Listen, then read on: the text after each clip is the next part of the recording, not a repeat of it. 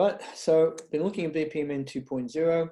Now, you might have noticed, maybe you didn't, in the last 2 weeks, when we've been doing BPMN exercises, we've always started out, and what we gave you is a textual description of the process. So in the exercises, we gave a description of the process. You know, this happens, this happens, this happens, and then we said, let's model the process. Now that's fine for the purposes of the exercises for BPMN 2.0. However, in practice, this sort of thing is rarely available. At least when you're going to a business and you're doing a first-time model, most of the time you won't have a textual description of a process. You have to discover that for yourself. And that's what this is about, this lecture. How do we discover processes? As with everything, there's always a number of different methods we can use for discovering these processes. One of the techniques we have available is that we can interview process participants. Much like in software engineering, when you're trying to find out about an existing system, you'll go and you'll interview people and find out what works or how things are working. Again, as in software engineering as well, we can always observe how people are working. We can go to a client's place. We want to model the processes. So we go and we look and we observe.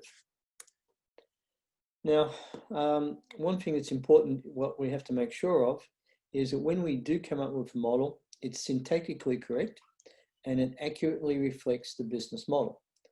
Now, how does something become syntactically correct? Well, we'll talk about that towards the end of the slides. We talk about syntactically and semantically correct. So there's some rules we need to follow there. So in order to model the business process, we need to thoroughly understand the operations of the business process. Now, don't forget, when we're modeling these things, there's always going to be multiple stakeholders, and not everyone will have the same skills. Everybody will have complementary skills for all the people that are typically involved in some sort of business process. Some of the people typically involved are the process analyst, and hopefully that's what you'll be by the end of this semester. It's a lot of money to be made in business process modeling. We also have domain experts. Now, a domain expert is somebody that's working in the business and they do this day in, day out. It's their job. They become a domain expert. 4 main tasks of process discovery. Okay, in defining the settings, what we have to do is we have to assemble a team that's going to be responsible for managing the process. So process discovery is when you might be contracted as a business to go down there and model the processes in an organization that's wanting to become more efficient. They don't have business process models. They need it modeled first. Once we model, then we can look at redefining business processes and getting efficiencies in there. So to do that first, you have to assemble a team that's going to be responsible for managing the process. Then we have to gather the information. Okay, we gather the information by using different discovery methods. We talked about a couple of different discovery methods. Then we have to actually do the modeling.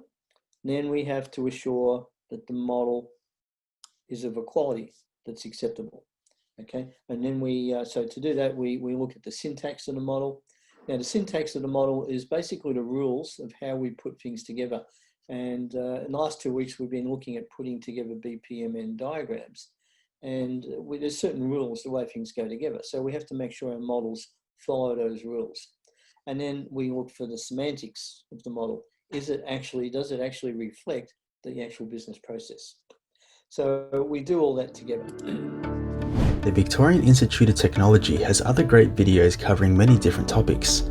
Please check them out, and thanks for watching. Remember to like and subscribe the video for more great content like this.